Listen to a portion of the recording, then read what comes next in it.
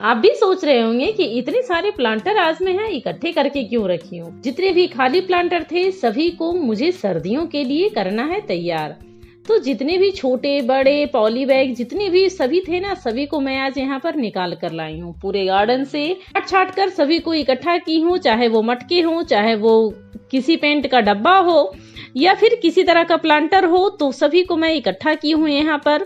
Hello friends, मैं हूँ Priyanka home kitchen and garden में आज आपका फिर से स्वागत है। आप हमारे चैनल पे नए हैं तो प्लीज मेरी वीडियो को लाइक करें, शेयर करें और चैनल को तो सब्सक्राइब कर ही लें। इतने खूबसूरत खूबसूरत जो फूल आप देख रहे हैं ना, इसे किस तरह की मिट्टी में लगाना चाहिए, और वो भी आज ना मैं पुरानी मिट्टी को यूज करने वाली हूँ, क्योंकि गार्डन हमारा तभी बहुत ही सुंदर दिखेगा जब हम उसके लिए अच्छी मिट्टी तैयार करेंगे।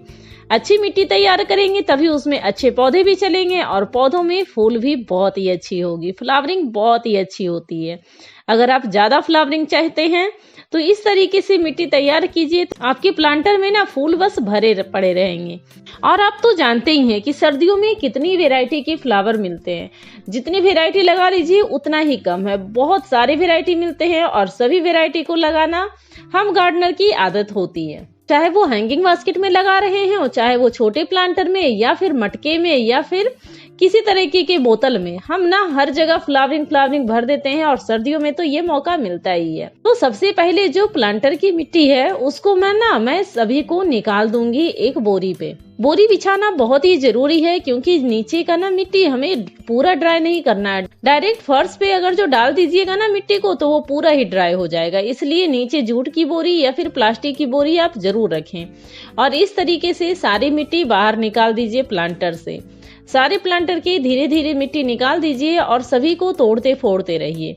कभी कभी होता है ना कि हमें पौधे मिलते हैं और उसमें चिकनी मिट्टी होती है, तो उन सभी मिट्टी को निकालना बहुत ही जरूरी है। और जो जड़ें वगैरह है सभी को छांटना भी बहुत ही जरूरी है। तो मिट्टी को अच्छी तरह से तोड़ते जाइए और सभी प्लांटर मैं इस तरीके से खाली कर रही हूँ, चाहे वो छोटे प्लांटर हो या फिर बड़े प्लांटर हो, क्योंकि जब खाली करेंगे तभी तो मिट्टी हमारा रिचार्ज होगा। और साल में मिट्टी को एक बार रिचार्ज करना तो बनता है, क्योंकि जिसमें हम परमानेंट पौधे लगा लेते हैं उसकी तो बस रूट काट कर फिर उसी में लगा देते हैं, तो उसमें नया मिट्टी हम डालते रहते हैं। और ये देखिए, इसमें एक गुलाब का पौधा था और इसकी मिट्टी कितनी हार्ड है, तो उस हार्ड मिट्टी को हटाना बहुत ही जरूरी है।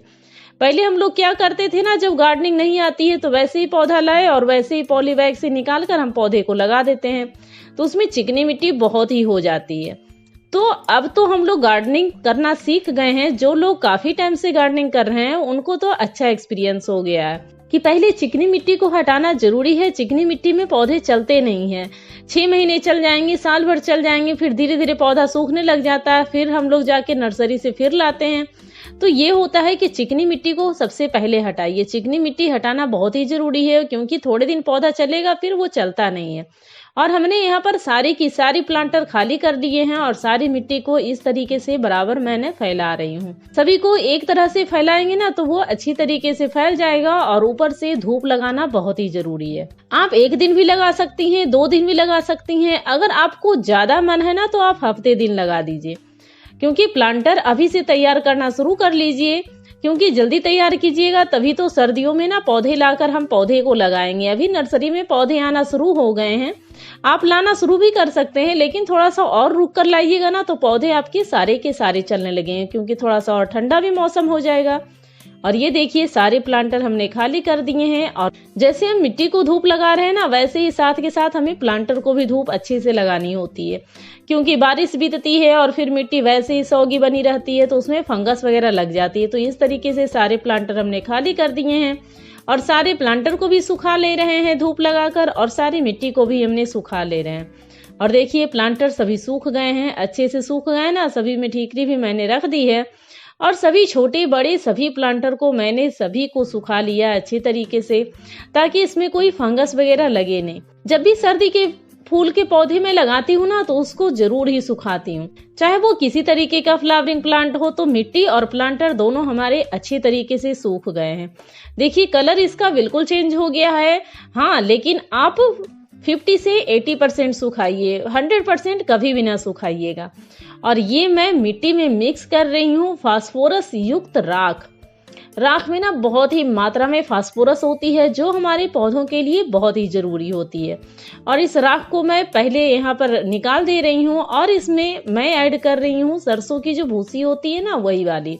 आप इसमें राइस हस्क का यूज कर सकती हैं। मेरे पास अभी यही था तो मैं अभी यही यूज कर रही हूँ। राइस हस्क यूज करने से ये होता है ना कि प्लांटर की मिट्टी बहुत ही हल्की हो जाती है और जितनी अच्छी मिट्टी हम बनाएंगे उतनी ही ज्यादा फ्लावरिंग होगी। तो अगर आप फूलों से भरा प्लांटर देखना चाहती हैं तो मिट्टी बहुत ही हल्की और बहुत ही खाद युक्त बनाएं। अभी मैंने इसमें किसी तरीके का खाद नहीं यूज किया है, क्योंकि जब भी स्टार्टिंग में पौधे लगाते हैं ना तो एकदम खाद वाले मिट्टी में अगर जो लगा दीजिएगा तो पौधे मरने के चांसेस बहुत हो जाते हैं। तो यहाँ पर तो मैं अभी बिल्कुल भी खाद नहीं डाली हूँ, बस राख डाली हूँ और वो राइस हस्क डाल दी। तो इससे आप इसको अच्छी तरीके से मिक्स कर लीजिए ताकि मिट्टी में किसी प्रकार का गुठली या गांठ ना हो। अगर जो हो तो उसे आप तोड़कर अच्छे से मिक्स कर लीजिए। अगर वो ज्यादा हार्ड मिट्टी हो ना तो उसे आप हटा ही दीजिए तो ज्यादा ही अच्छा है। तो इस तरीके से हमने ना सारी मिट्टी को यहाँ पर कर लिए हैं मिक्स। तो इस तरीके से सारी मिट्टी को आप कर लीजिए मिक्स। देखिए नीचे से मैं यहाँ पर पलटी हूँ ना तो मिट्टी नीचे से गीली ही है, क्योंकि मिट्टी को पूरी तरीके से सुखाना नहीं है। और काली काली मिट्टी दिख रही है ना, मतलब इसमें मॉइस्चर है। तो इस तरीके से हमने मिट्टी को तैयार कर रहे हैं और सारी मिट्टी को मिलाना बहुत ही जरूरी है ताकि सारी मिट्टी में राख मिल जाए। और जो राइस हस्क हमने डाला है, मैंने तो सरसों की भूसी डाल दी है। जो सरसों अपने होती है ना सर्दी में, उसको जब निकालते हैं, हमारे किचन गार्डन में हर साल होती है तो उसको निकाल कर हम रख ही लेते हैं और उसको मैं मिट्टी में मिला देती हूँ। तो खाद का भी काम करता है और मिट्टी हल्की भी बनी रहती है। तो आप यहाँ पे राइस हस्क आपके यहाँ मिलता है तो आप वो वाला यूज कर सकती हैं। तो यहाँ पर हमने ले लिया प्लांटर, और प्लांटर ली हूँ प्लास्टिक की। इसमें बहुत सारे ड्रेनेज होल बने होते हैं पहले से ही, इसमें ठीकरी लगाने की भी जरूरत नहीं होती है, क्योंकि सर्दियों में ना छोटे छोटे प्लांटर में फ्लावरिंग प्लांट बहुत ही अच्छी तरीके से चल जाती है। जैसा पौधा होता है वैसा ही प्लांटर आपको जरूरत पड़ती है। तो इस तरीके से हमने इसको भर दिया है और आप देख रहे हैं कि बिल्कुल ऊपर तक हमने भरा है, खाली बिल्कुल भी नहीं है। क्योंकि जब भी पानी देंगे ना इस प्लांटर में तो मिट्टी दबेगी, क्योंकि अभी तो सूखी है तो वो हल्की बनी हुई है तो वो फैली हुई है। और जब पानी देंगे पौधे लगाकर तो वो दब जाएगी। 1 से 2 इंच तो जगह बन ही जाती है या ज्यादा ही बन जाती है। जैसी मिट्टी हल्की बनाइएगा वैसे ही मिट्टी दबती है, ज्यादा हल्की रहती है ना तो ज्यादा दब जाती है। तो इस तरीके से सभी प्लांटर हम भर कर यहाँ पर तैयार कर लेते हैं फटाफट से, क्योंकि सारी प्लांटर को हमने फुल ही भरा है। क्योंकि जितना अधिक भरेंगे उतना ही ज्यादा अच्छा है। थोड़ा सा कम भरेंगे ना तो वो फिर आधी प्लांटर मिट्टी बच जाएगी और पौधे को अच्छी तरीके से मिट्टी नहीं मिल पाएगी। तो इस तरीके से हम ना सारे प्लांटर को यहाँ पर फटाफट से भर लेते हैं। और ये देखिए सारे प्लांटर को हमने अच्छी तरीके से भर लिया है, कोई भी प्लांटर छोड़ा नहीं है, चाहे वो बड़ा हो छोटा हो, चाहे वो सीमेंट का हो या फिर वो कंटेनर हो, बास्केट हो, कोई सा भी प्लांटर हो, कोई सा भी प्लांटर को मत छोड़िए। सभी को अच्छे से फिल कर लीजिए, क्योंकि बाद में ना मिट्टी दबेगी ही दबेगी। तो इस तरीके से अपनी मिट्टी को रिचार्ज कीजिए। और पुराने से पुरानी मिट्टी हो, कितनी भी पुरानी मिट्टी हो, आप उसको रिचार्ज कर सकते हैं, उसमें अच्छी से अच्छी फ्लावरिंग ले सकते हैं।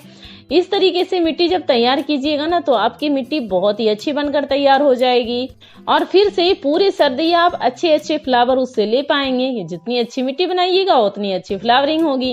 अगर वीडियो पसंद आती है तो इसको ज्यादा से ज्यादा शेयर कीजिए। वीडियो के लास्ट तक बने रहने के लिए आपका बहुत बहुत धन्यवाद। Thank you friend, thanks for watching.